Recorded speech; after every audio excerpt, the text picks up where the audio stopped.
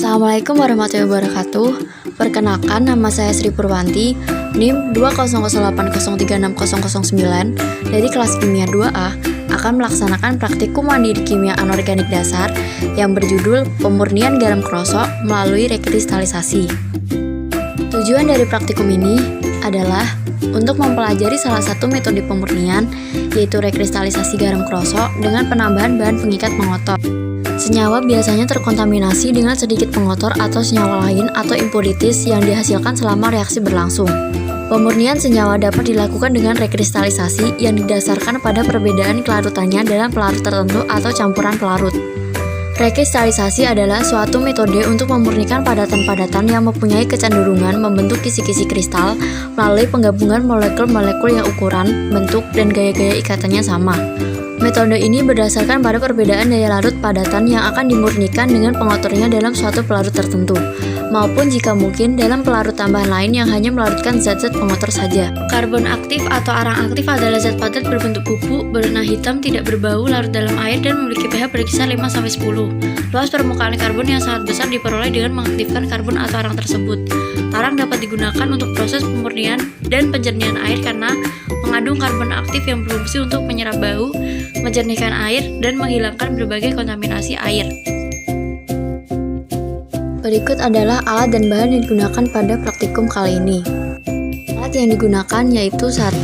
Wadah sebanyak 2 buah, saringan sebanyak 1 buah, sendok sebanyak 1 buah, kapas sebanyak 12 lembar, spatula sebanyak 1 buah, panci sebanyak 1 buah, dan gelas sebanyak 1 buah.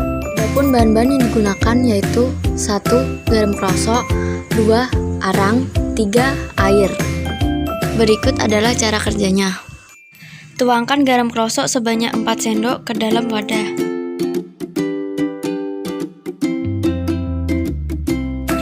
Kemudian dituangkan air ke dalamnya dan diaduk hingga garam krosok larut dalam air. Kemudian disaring larutan garam tersebut menggunakan saringan yang telah dilapisi kapas.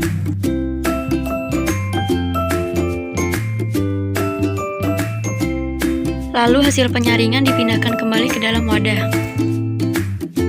Ditambahkan sebanyak 3 sendok arang ke dalam filtrat, kemudian diaduk hingga merata.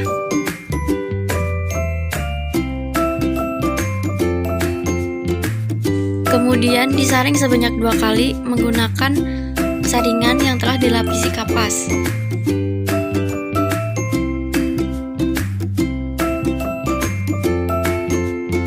Kemudian panaskan filtrat yang telah disaring di atas kompor hingga terbentuk garam dan hingga air menghilang.